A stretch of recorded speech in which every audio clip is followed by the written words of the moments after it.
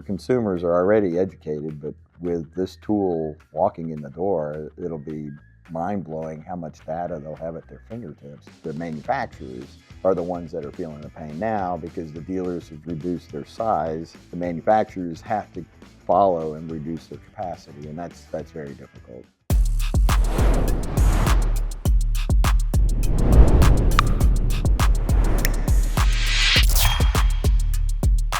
Hello, this is Mike Davin here at Dealer Week, and I'm here with Russell Baqir from Northpoint Commercial Finance to talk a little bit about 2025 and then looking ahead a little bit to 2026. So as we get started, Russell, well, first off, thank you for being here. Thank you for having me. I appreciate it. Let's look back a little bit at 2025, and when you think of 2025, what comes to mind? 2025 for us has been somewhat of a reset. 2024 was a really difficult year. A lot of negative cash flow, dealers losing money. Inventory levels were too high. Inventory turns were too slow. Liquidity became just crucial. We had, I'd say, a pretty rough year with the repossessions. Manufacturers had to redeploy the inventory. 2024 was pretty rough, and the financials and the results that we saw coming out of 24, you could see where there was a lot of pain in the space. But 25, I think we reached the floor. Mm-hmm. At least that's what the trend we're seeing. Incrementally, inventory turns are improving. We track it back. 23 is where everything just stopped, and inventory started stacking up. 24 was where they had the pain of trying to get rid of that inventory, selling at or below invoice just to move it, and that's when the financials were at its worst. Mm-hmm. And 25 has been receding, incrementally improving, and it's not necessarily showing up on like Stat Survey or InfoLink, because what it looks like is we're still on registrations on a decline. But what has gone on is dealers have shrunk their inventory. They're getting down to their floor and trying to find that balance to where, okay, I can live in this space for this amount of sales going on. Price increases on the product that we look at is, we're probably 35 to 40% increase in cost of a boat compared to what it was in 19, which makes sense to the inflation, but I think we outpaced the inflation in some respects as well. And I don't think the tariff aspect has been the issue necessarily yet. It's starting, you're starting to see that bleed in, but the dealers have figured out a way to balance the cost increase. And the trend is they're asking us for used credit lines now. And the push on that is, the first-time buyer, the guy that's coming in the door, sticker shock on the new boat. The dealers are needing something. So we have programs like with Manheim or NPA to help. You can go to auction and buy the product, but there is a push right now for more used product at the dealership, which makes sense. To try to have product there that consumers can still afford and buy, because people still want a boat. Absolutely. They want the sanity. They want to get away from the fray of what's going on every day in life. And as you know, boating brings that peace of mind, and people need that. We just want to take a quick second to remind you of Dealer Week this year at Tampa, Florida, December 6th to 9th. We got an amazing lineup of speakers, exhibitors, industry leaders, manufacturers, and more. Our focus this year are the new fundamentals, new standards that today's dealers need to know going into the future of the boating industry. Registration is now open, so bring you, your team, and an open mind. We got a ton of amazing things lined up this year. Visit us at www.dealerweek.com to learn more and register. Well, so difficult year. Yeah. Were there any highlights that stick out to you? Innovation. We're seeing a lot of new stuff from a manufacturer side that I think the market's going to probably be very happy about. Specifically, I'm seeing some innovation coming on the pontoon side. Towboats have caught me off guard, but their turn is better than overall market. So the towboat space, now it's shrunk, but they are trending in the right direction on inventory turns, which means the aging is also ahead of the curve on coming down over 12 months, getting at a better place. So in the highlight side, it's just the reset coming back. People have kind of got to where their floor is. I'd say we're setting ourselves up that this model year will be incrementally better, but then dealers are in a good spot. I guess the hard part about 25 is the manufacturers are the ones that are feeling the pain now because the dealers have reduced their size. The manufacturers have to follow and reduce their capacity, and that's very difficult.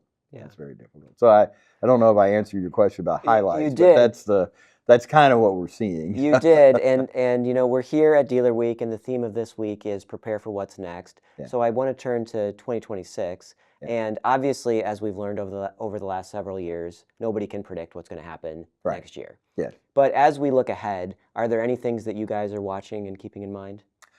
Aging, turn, capacity, facilitating acquisitions because there's several of them that are brewing out there in the market. Being a part, helping people through the process. But with the interest rates, and there's a 90% chance that we're going to get another rate decrease. We're going to be 75 basis points better on the retail rates and wholesale rates. That'll continue because we know the Fed chairman's changing out come May. He's signaled and made it very clear that we're going to have a new man in charge. And I have a suspicion that person will be very aggressive on bringing the rates down. But at the same time, they're going to have to continue to find ways to take liquidity out of the market so that inflation doesn't go, crazy on us. So 26, I think we'll see an incremental improvement. With what's happening, at the federal level. You tell me on the regulation and, things that are happening, because what we've been told is that regulation should be decreasing, but I don't know if we've seen that yet in marine as much. That maybe other places have seen it. So I think incrementally, once again, I think 26 is going to be better than what 25, and 25 is better than 24. And so I think people are finding the way to make money and do better. And MRAA is a phenomenal aspect that we, as you know, we support strongly, and we believe dealers need to be a part of this. A huge topic of conversation this week has been AI, and I'm wondering whether there's any applications to your business or from your vantage point, whether you're seeing how it's being used in the industry. AI is going to hit finance pretty hard. It makes too much sense. AI is going to hit accounting pretty hard because there's a lot of aspects that it can automate a lot of the things that we're doing. Where the relationships are critical, that way the finance sources, that's going to be where we always try to differentiate with service and relationships.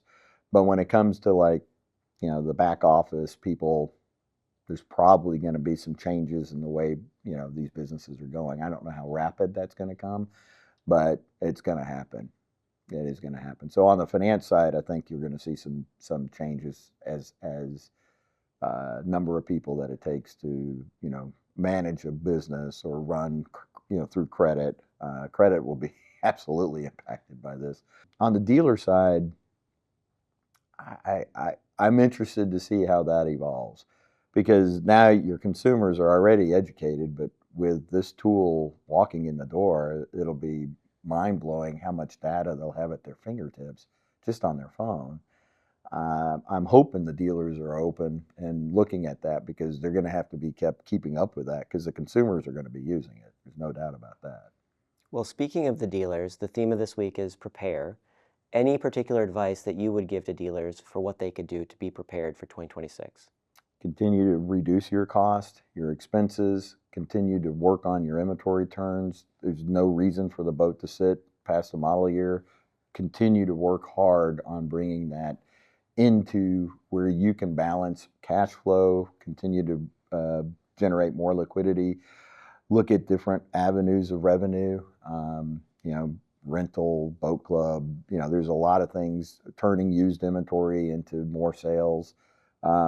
Things that you can do to continue to drive your revenue and your liquidity is just critical, absolutely critical. Are there any other broader industry trends that you're watching that we haven't touched on yet that you think dealers should be aware of? broader industry trends. Well, if you step back and you look at what RV's doing right now, and we're in the RV space too, turns have improved. The aging has really come back into where the market needed it to be. So the RV space is probably, we've always talked about it being 6 months to a year ahead of us. So watching that, we know that the aging, we don't know for a fact, but we believe that the aging in marine will follow suit, and right now we're still hovering around 20% over 12 months, which is not affordable for a dealership.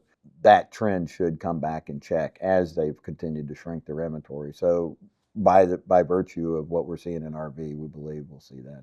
It's exciting. Well, Russell, Absolutely. Thank you again for joining me, and thank you for being at Dealer Week. Thank you for having us. I really appreciate it, Mike.